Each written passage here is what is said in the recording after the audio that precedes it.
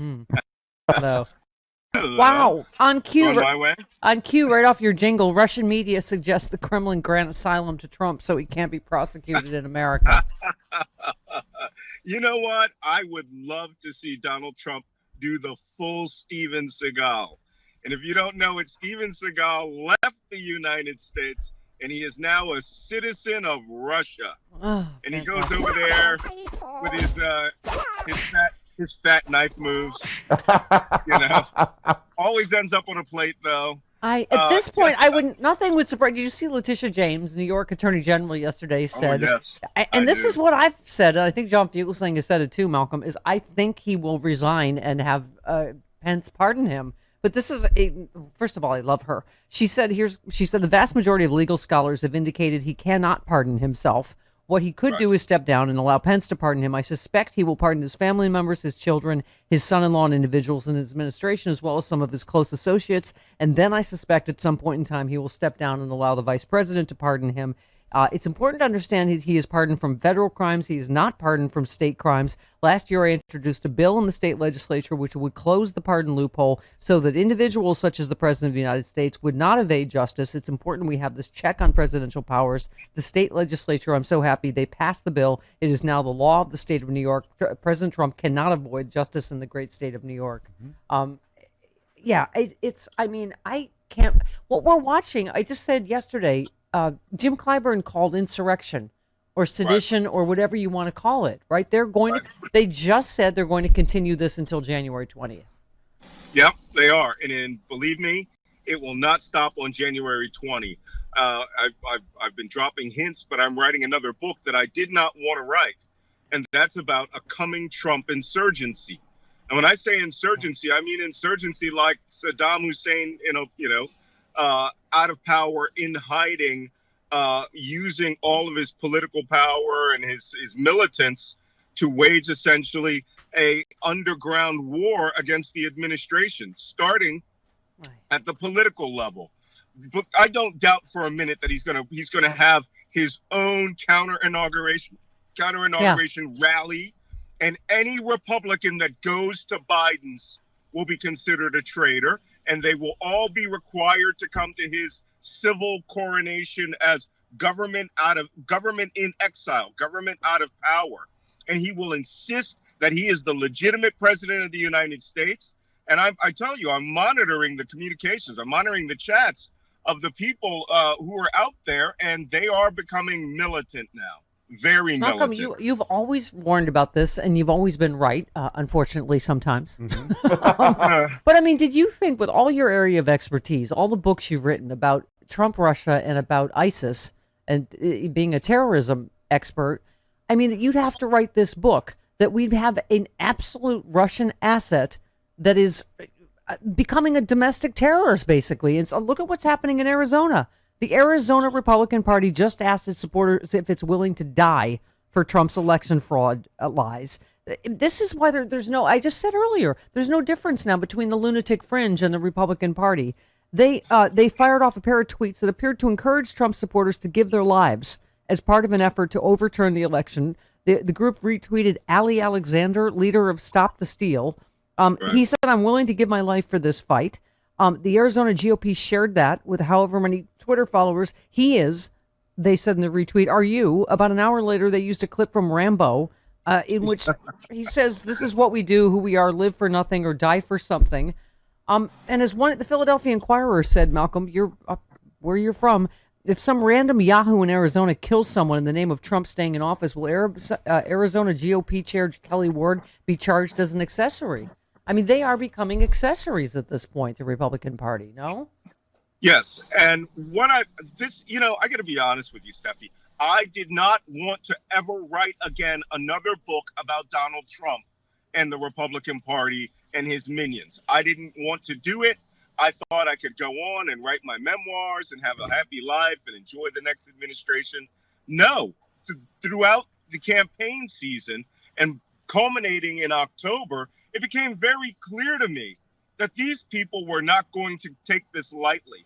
If Trump had won, they would have considered themselves a paramilitary like the brown shirts. If Trump loses, which he has, they are planning insurgency. And these sort of statements that you hear from the Republican Party, which amp up the eliminationist rhetoric, amp up the belief that you have to fight for something. This is what the period between 1855 and 1860 was like, right? Yeah. Everybody just one step further. Maybe we should fight them. Maybe we should leave. This is seditious. Yeah. In fact, it is calling essentially for rebellion against the legitimate government of the United States. Donald Trump is the only factor that this has not exploded. And there has been this merger, and will be a solid merger within the next year, of the Trump campaign out of power, the Republican base, including the party, and the QAnon conspiracy theory. QAnon's conspiracy, that will be the primary ideological basis of the Republican Party this time next year. Isn't that something? People are like, oh, when we win overwhelmingly, like Trump and Trumpism will go away. It's like, no, man, they're a party that's gone off the rails, and I guess they're just going to keep going. I mean, it's extraordinary. I mean, the Republicans forced the Joint Congressional Committee on Inaugural Ceremonies into a stalemate by refusing to accept Joe Biden's victory. The resolution was very basic. The tweet reads, per folks with knowledge, it would have notified the American people that Congress is preparing for the inauguration of Biden and Harris in coordination with health experts as we observe this transition of power. Roy Blunt, Kevin McCarthy, Mitch McConnell, block it. Block it. Can't even say Biden won. I mean, this is the official United States government. Mm-hmm. Same as Parler now, basically. It is Parler. I mean, they are playing hardball now. McConnell is essentially saying, don't come back to us till December 14th, until the Electoral College actually declares him the victor. Because they're trying machinations, all these crazy little schemes, left and right, to literally steal the vote from 80 million Americans. 82, who's counting? Okay. Yeah, wow. 81 right. Point something. 81 point something. So, this is, although that is what we expect out of the Trump campaign, out of the Trump children, what we may get is something that's far worse than the things that we have been preparing for. This isn't about, some middle-aged guy building pipe bombs inside his van and mailing them off to the Democratic Party. This is now being organized, where the Republican Party is saying essentially they are the government. And then when Donald Trump leaves power, they will argue they have been displaced illegally, and the only way to deal with it is through force. And that is when you are going to see, and we've been talking about it, essentially the underpinnings, maybe not of civil war, but certainly insurgency. Yeah. And in phase one of insurgency is that you delegitimize the government in power, you remove strength from the institutions, and then what you do is you create chaos through terror and military activity. And Malcolm, you always gave me hope, because as scary as you are, Captain Scary Pants, Captain Scary McScarryson from Scaretown, is that you always said get out and vote. So despite them having all the levers of power, including a crooked AG, including a crooked postmaster general that blew up the post office, that tried every voter suppression technique, you always said if we blow out the margins, and that's the only. Can you imagine? We won by 7 million votes, and we're still going through this. And this is the thing. So I knew, first of all, your vote is going to count, because if Malcolm's telling you go vote, that means right. So especially here we are, Georgia. Yeah, well, the problem is we blew out the margins. The hate, I mean, we stopped Donald Trump in his tracks. But where we didn't blow out the margins was in the House of Representatives and the state houses. Right. Now we're about to get gerrymandering. Right? By all the Republican state houses, we didn't flip any of them. Yeah. Okay? So now that's it. We're going to have less congressional input, and we're going to have more resistance from the Republicans. This is where it is not simply enough to vote for president of the United States. That's right. Every day that you're out, especially all of you listening in the state of Georgia, you got to go find every person who's registered now. And, they in many states, they sent in like 1 million+ ballots, and only 3/4 of those people use them. Yeah. You've got to make sure every vote gets out there, that we get Warnock and Ossoff into the Senate, and then we can change things. So we got not only the bitch slapping from the Supreme Court yesterday, the just one sentence, yeah, no. It basically said, yeah, no. A federal judge dismissed Michael Flynn's prosecution after Trump's pardon, but it said the act of clemency does not mean the former national security advisor is innocent of lying to the FBI. Emmett Sullivan said he probably would have denied the Justice Department's controversial efforts to drop the case. He expressed deep skepticism about the Justice Department's stated reasons for abandoning the case, criticizing it for applying a different set of rules to Flynn, who obviously pled guilty twice to lying to the FBI. The judge also said he was troubled by the government's dubious rationales as well as aspects of ever-evolving justifications that ignored applicable law, appeared to be irrelevant, or contradict prosecutors' previous statements. He said Trump's decision to pardon Flynn is a political decision, not a legal one. The law recognizes his power to pardon. The appropriate course is to dismiss this case as moot. However, that does not render Mr. Flynn innocent of the alleged violation. I still don't think it's over for him. Right now, he loses his Fifth Amendment. Right? Yes, but I got to tell you something. Set all this aside. Set the pardon aside. Set his lying to the FBI aside. The stuff Mike Flynn is saying right now on the internet, he is essentially, becoming the de facto leader of QAnon, and he is out there. He is this figurehead for them. And in fact, inside the movement, they're saying maybe he was Q all along. Oh my God! And he is starting to go out on the web and give these leads. He is leaning into this. He's feeling like he had his career ruined and blah blah blah, and none of this was his fault. And now this man could possibly be out there espousing the most dangerous ideological philosophy in the United States since ISIS. They're all, and the Confederacy. Somebody tweeted, at what point is someone going to recognize Ron Johnson is likely an active Russian asset?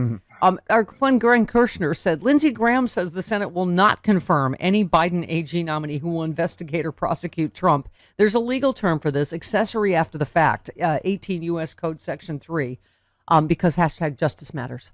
But first of all, is that his friend Lindsey admitting that Joe Biden won the election? And secondly, that Trump is a crook? I think so. Well, first off, pull a Bill Barr. Just say, yeah, I won't do that. And then do it left and right, day and night, right? I mean, this is the way that they operate. This is ridiculous. They're going to have an attorney general. But you know what? I recall acting attorney generals under the current administration did a lot of work and activities. So fill out the rest of the administration. Glenn Kirshner and everyone else is right. What we need to do is stock up the counterterrorism division of the FBI or counterintelligence division. Right. The spy hunters, the internal insider threat guys at the FBI as quickly as possible, and let the districts go after it as well. Yeah. Southern District of New York. I don't know if maybe they should just put Preet Bharara back in that job, or, in my estimation, make him attorney general. Yeah. Well, the names that are circulating, right, are Doug Jones, Sally Yates, Merrick Garland. Merrick Garland. I mean, I like all of I'm partial to Sally Yates, but yeah, I love all of them. What do you think? Wouldn't say that they're the pit bulls that I would like. Yeah. But Sally Yates will have forever people saying, or Republicans saying, that she was fired by Trump, so she's just aggrieved and is misusing the position to get political payback on her enemies. Merrick Garland, same thing. Doug Jones, I know he has a distinguished career in civil rights. Yeah. However, the issue isn't civil rights. It's part of it. Yeah. Yes, of course. But the civil rights division of the justice can be restocked. Yeah. The real issue is the breakdown of law in the United States for anyone who has an R after their name. Yeah, Andrew Weissman, I quoted him yesterday. Malcolm said you've got to go after the 10 obstruction of justice counts, or there's no point ever in having a special counsel or having, it is just okay. You can't indict a sitting president and you can't prosecute him for obstructing. Then, and as our friend Glenn Kirshner said, morning team justice, as we await Joe Biden's pick for AG, I hope the nominee has not bloodlust, but a serious case of justice lust. The reality is our country cannot heal, will not heal without accountability for Trump and all his criminal associates. Hear. Speaking of nominations, yeah, exactly. And speaking of nominations, you said congratulations, General Lloyd Austin, as our next Department of Secretary of Defense. For Joe Biden, this African-American combat veteran was his choice to take care of our soldiers and security. # Joe knows. Obviously, there's been a little bit of controversy on that because he has to get a waiver and yada yada. But that's thoughts? Not the controversy that I'm hearing. And this is where when Democrats come into power, the first thing they do is they destroy themselves.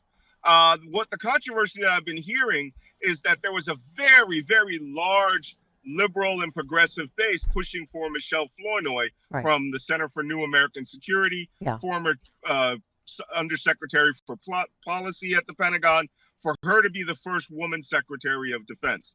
Joe Biden wanted someone who saw his vision, who he had worked with, who would carry out the activities in his in his vision, as I said before. Michelle Flournoy just did not meet that. And now, yesterday and the day before, knives out for Lloyd Austin amongst some liberals and progressives because they didn't get their preferred person into office. No job in the U.S. government is an entitlement. None. Right? I mean, and I don't get the arguments about diversity, because this seems like starting right from vice presidential pick down. Mm-hmm. This is the most diverse, and from what I can tell, pretty much like it raves for all of his picks, right, including head of the CDC and on and on and on. So, I mean, and again, this is an African American, gentleman that apparently is incredibly well thought of. So I love Jed Johnson was also rumored for that. I love him too. I mean, I think we have an embarrassment of riches. Yeah. Yeah, and one of my Twitter followers said that yesterday. They said this is a non-issue. Any one of the hundreds of people that Joe Biden has chosen right now are better than any best day that they had in the last 4 years. Yeah. Going after each other on this is we're doing the work of the Republicans. Let's just stop it. Yeah. Yep. All right. It is his choice. I mean, he does get his own choice. Joe chose. Okay. Joe knows. All right. Thank you, Malcolm. See you, Sailor.